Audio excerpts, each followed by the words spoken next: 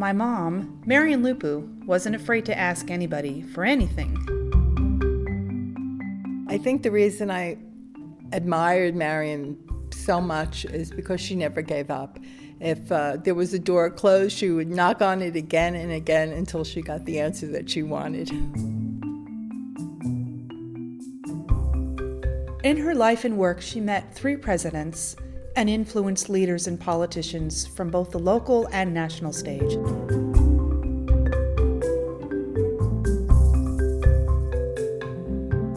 Important people, but Mom was never intimidated because for her, everyone was an important person. She believed in people, and everyone who knew her knew that when she was asking for something positive, something that she really believed in, it was pretty much a spiritual practice for her, and she was so good at it. Born in Chicago, Marian grew up during the Great Depression in an observant Jewish household. Early on, she learned how to barter, negotiate, and the importance of community. At a very young age, she would accompany her grandfather. He had already exchanged and bartered items to get milk and eggs. They went to the wealthy apartments door to door and would sell those goods. Mom was always instructed to dress up very, very cute because, of course, no one could resist a cute little girl, so they always gave her a penny here, a penny there. The money they made was shared among their family and the community. It went towards bus fare so everyone could get to work in those difficult years. She also learned a lot about strong women. Mom's biological father was a scoundrel by all accounts. My grandmother divorced him early on to create a better life for herself and for Marian. This was not an easy choice or a path to take for a woman back then. She was a nurse. She remarried a wonderful man. She made a good life for herself, her husband, and for my mom. Unfortunately, he passed away when my mother was a teenager. When he died, her Uncle Saul became a kind of surrogate father. Even back then, Mom knew she wanted to be an advocate. She just didn't know what for. So she set out to find out where she was needed most. Her education may have sown the early seeds for her advocacy approach. In an elective class, gerontology found Marian. It was one of the first courses ever taught on aging, which would become her passion later in life. At the time, she was a graduate student at the University of Chicago and studying with the famed community organizer Saul Alinsky. I soon decided, she said, that all the research in the world wasn't going to help the aging population unless it provided services and advocacy. After completion of a degree in industrial relations, she worked for the National Opinion Research Center at the University of Chicago, first as an interviewer and then a supervisor of a nationwide, multi-year survey about issues facing the elderly. During World War II, Dad, Charles Israel Lupu, had been wounded. The shrapnel in his finger meant giving up on becoming a concert violinist. Through the GI Bill, he became a biochemist. Mom met my dad at a wild party. His date had had way too much to drink and ended up on the couch.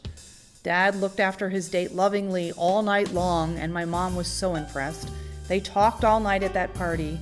Later on, they met up for coffee.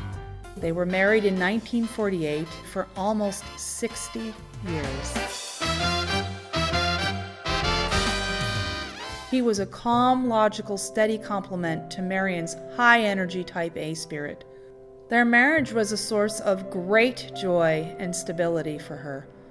Charles was unusual for the era in being completely supportive of his wife's professional career, never looking at her accomplishments as in any way diminishing his own.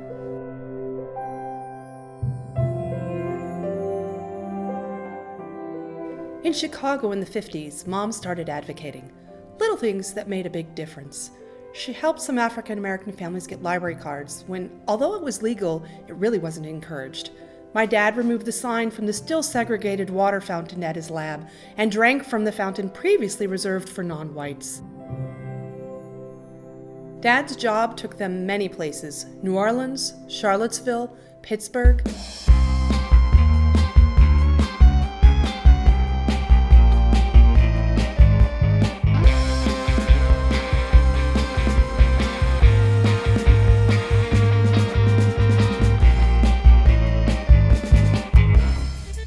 They settled in Tucson in 1966, where Mom's life's work really began.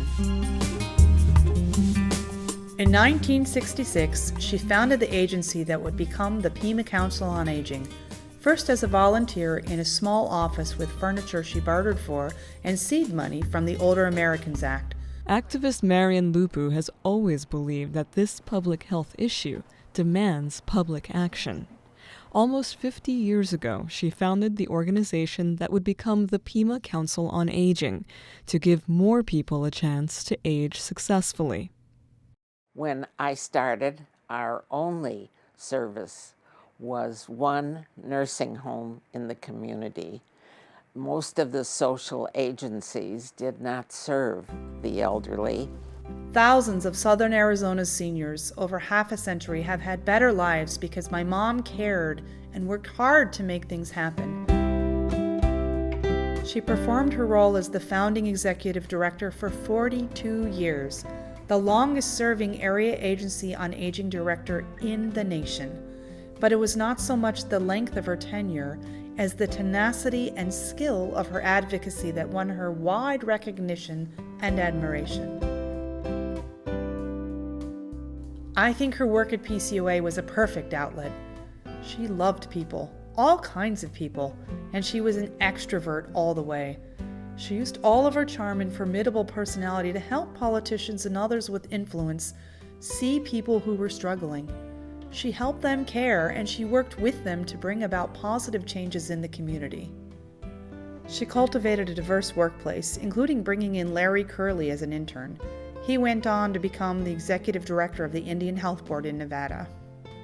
With her leadership in 1972, funded in part through the Model Cities program of President Lyndon Johnson's Great Society, Pima Council on Aging worked to define the now common concept of continuum of care.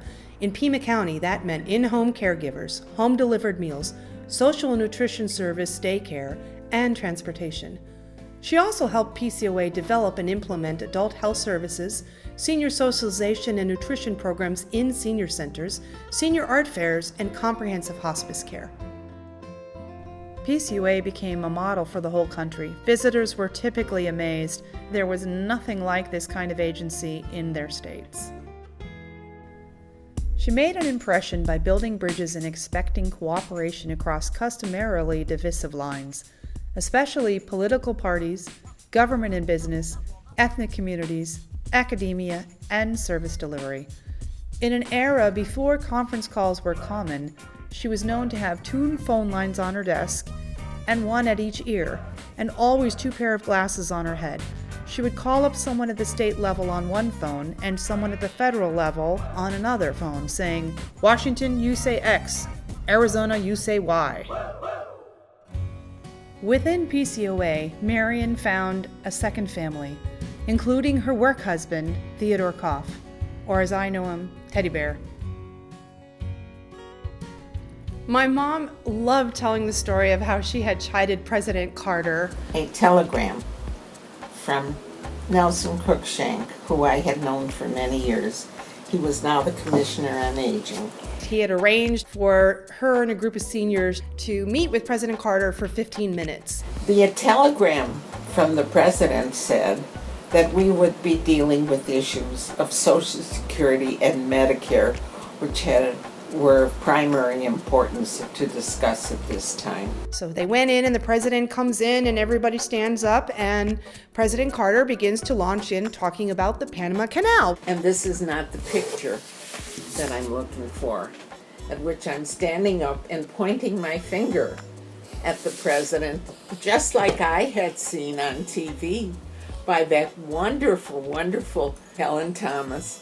And I knew that was the way to get your attention, the president's attention, once you stood up and shook your finger. And I said, well, what we came for, we haven't discussed. Several years later, my mom and dad are traveling on an airplane together, and so happens President Carter, the former President Carter at this time, is in first class, and he comes back and is doing the presidential thing, shaking hands and talking to people, and he gets to the row that my mom and dad are sitting at, and he looks at them and he recognizes my mom. And he turned to Charles and he said, you must be a very strong and independent man. And Charles said, what a nice compliment. But what made you arrive at that? And he said, living with this woman. He said, do you know, there have only been 2 who ever stood up in the midst of a briefing and shook their finger to get my attention and have the nerve to interrupt and to ask their question. My dad says, that sounds about like Marian. That sounds like Marian.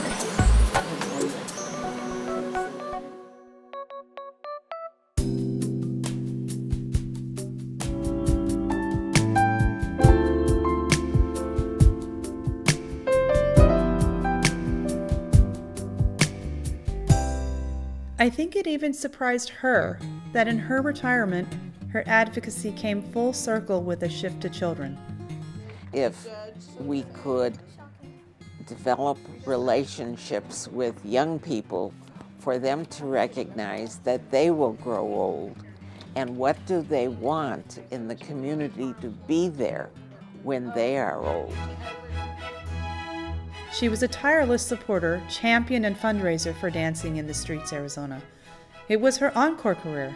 She served as president of the board, back office staff, hall monitor, and fairy godmother. Marian was a friend from her days with the Pima Council on Aging, but I got to know her better in retirement. She emailed me first at the Senate and said, I'm going to be calling you in a couple of days. I want you to brainstorm with me on entities to contact to get more funding for Dancing in the Streets. And so when she did call me, I had maybe 4 or 5 suggestions, and she told me we tried that. We called them. They said we were too small or some other issue. And I said, gee, I'm so sorry I'm not more help. She called me back a week or so later, and she said, well, I called all those people again, and I told them that Senator D'Alessandro told me to call them, and some of them gave me money. So I was very pleased to hear that good news. Marian saw working with children as a natural extension of working with older adults.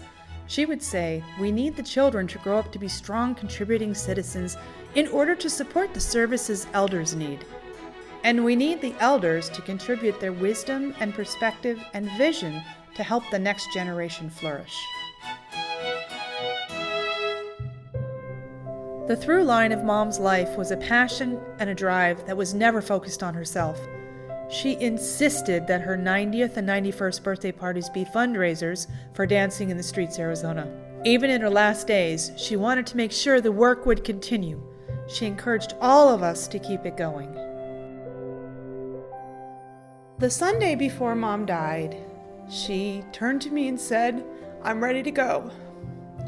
And we talked, and I said, okay, all right, if you're ready to go, that's okay. We'll be all right. We'll manage without you. And we'll be sad, but we can make it through. So Mom, being the executive all the way to the end, was very concerned that her work with Dancing in the Streets and her passion for advocacy would be lost. So she was calling people on the phone and telling them, I want to make sure that you're going to continue and help the kids and continue on the work. And although she died peacefully, I'm pretty sure that if she could ask for one more thing, it would be to never stop advocating and working for people who are struggling and need our help.